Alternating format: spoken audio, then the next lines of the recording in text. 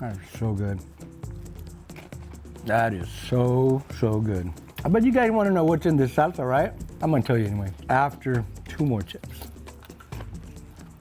I've made a lot of different salsas. This one's different. In this salsa, we have 10 tomatillos, 1 big garlic clove, 20 chile de árbol, 3 chile guajillos, and 3 chile puya. That puya added another really good, complex, but delicious flavor to this salsa. Oh man, no more chips. Vámonos. All right, let's get started. We're gonna de-seed these guajillo chiles. I like to just pop the stem off at the other end and open them up a little bit. You can also just kind of plump them up and tap them. If you don't get 100% of the seeds out, it's okay, don't worry about it. 1 or 2 that sneaks in there, not that big a deal. These are the puya chiles. This is a very popular chile for salsas. And this is 15 chile de árbol. Let's make sure we don't have any stems on these, and we are good to go. All right, now before we do any roasting of the chiles, let's go ahead and get our tomatillos onto the fire because these take the longest to cook. All right, so we have 10 tomatillos right over the fire here. We're gonna watch them for just a little bit. You don't really wanna overcook them. You wanna get them just where they're nice and soft and get a little bit of color. Now I also have a double garlic here. This is actually 2 garlic cloves in one, so we're gonna lay that right here too.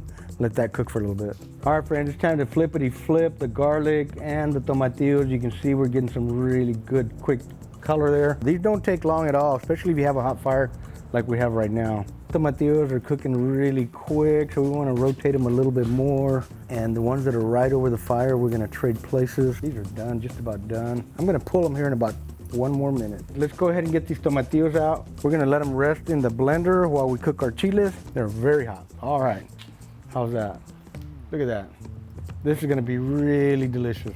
All right, I'm going to go ahead and peel the garlic and drop that in there too.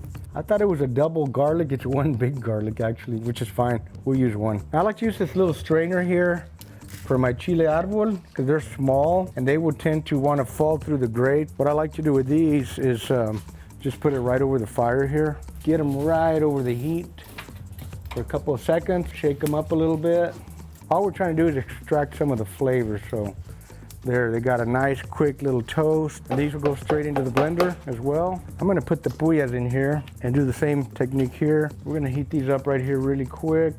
And you just wanna move them around a little bit. You see that smoke? That means they're hot already. See that? They're done. Doesn't take but a few seconds, friends. Now we'll drop these in the blender too. And the guajillos are a little bit bigger, so these will go on the grate over here. And it's just for a few seconds also. You don't want to leave them too long because they will burn and get a little bit bitter. As soon as they start to move around and jiggle a little bit, you see that? You want to give them a flip.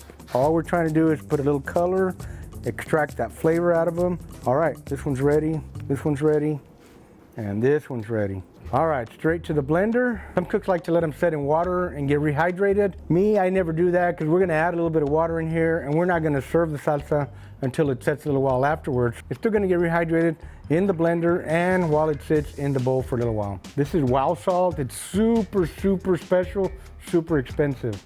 Just kidding. It's sea salt, just a little sea salt. And it's not really a measurement, but I would say it's about a half a teaspoon, half of a water bottle to start out with. That should be about a half a cup to 3/4 of a cup approximately. All right, let's do this. I like to give it a little pulse first, try to get everything kind of loosened up and get it to start to get blended towards the bottom too. Here we go. All right, now you want to let it blend long enough. It's usually about 45 seconds to a minute and a half, because you don't want any really big pepper flakes in there. I think we're good. Let's see what it smells like. Ooh, that smells good. I'm not coughing, so it's probably not super hot. Oh, it does have a bite. It needs a little bit of salt though. Our flavor's really good. Let's pour it into our little bowl here. We added a little bit more salt. It smells amazing and it looks beautiful. Look at that, gorgeous salsa right there. Just beautiful. Now it's best if you let it rest about maybe 5-10 minutes. Let all those flavors meld together and then it's gonna taste fantabulous. The aroma is really, really nice.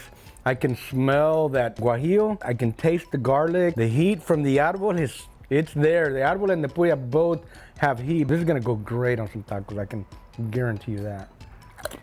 The puya has a different flavor. It's a flavor that I've been looking for a very long time, and I never knew what chile it was. Today I discovered it. It's very unique and it's very, very good. I love it. Here's what's interesting, friends. We had 10 green tomatillos, and if you notice between the puya, the árbol, and the guajillo, we have a lot more red than we have green. That's what's really interesting to me. Definitely different than all the other salsas I've ever made. That puya gave it a unique taste. I like it. I really like it. Hey, Mikey, he likes it. To go with that salsa, we're gonna have some thin ribeye steaks. We're gonna season them up with a little American Pitmaster wow here, created especially for steaks and fajitas, nice and generously. We're gonna flippity flip to the other side and season that side too. All right, these are gonna be fast and furious. They're gonna cook really quick because look how thin they are. These are some skinny little ribeyes. Flippity flip. They're done quick. They're so thin. All right, this one needs a flippity flip. Look at that. Ooh, we're getting a little sizzle, sizzle. You can see the heat pushing up the moisture even on that bone marrow. Time to flip. I always love to see that sizzling going on. All right, now this is a thing. I forget what this taco is called. Basically, you take the whole ribeye, and mine had a little bone, so we cut it out. You just take the whole thing, lay it on the tortilla, put a little guacamole if you have some, cilantro, onions, whatever. Today all we have is a little bit of salsa. Fresh made. Salsa de árbol. Taquito de ribeye con salsa de árbol. Oh, baby. That is so good. Ooh, baby. Man, oh man. Right out of the fire, ribeye, freshly made salsa. This is the best right here. I'm here to tell you, friends, this árbol salsa is so good. Tomatillo, chile puya, chile de árbol, chile guajillo, a little garlic, simple and delicious, just incredible. You put that on a ribeye taco, and man, you're talking about heaven on earth. Man, every time I make a new salsa, I'm just like, wow, they're always so good, friends. So again, like I've always said, there's no right way, no wrong way. Friends, if you want to add some more chile, take some out. Add more tomatillos, take some out. Put a different kind of chile like piquín or piquín or jalapeno or habanero. Make the salsa the way you like. There's no such thing as an exact recipe when it comes to salsas. I had a really good time making this one. It smells amazing and it tastes amazing too. Friends, I hope you make the salsa. If you enjoyed this video, hit the like button. If you want to get some American Pitmaster Company rubs, go to pitmaster.us. If you want to up your barbecue game, go to pitmasterclass.us, and I'll see you there. We'll see you guys on the next video. Keep the smoke light, make it work, and boom! All right, now I like to put my chile de árbol in here because I can shake it up right over the fire and they don't normally fall through like that one's trying to do, or just did. We're gonna go ahead and let them, woo, that one's a leaker. Get it in there.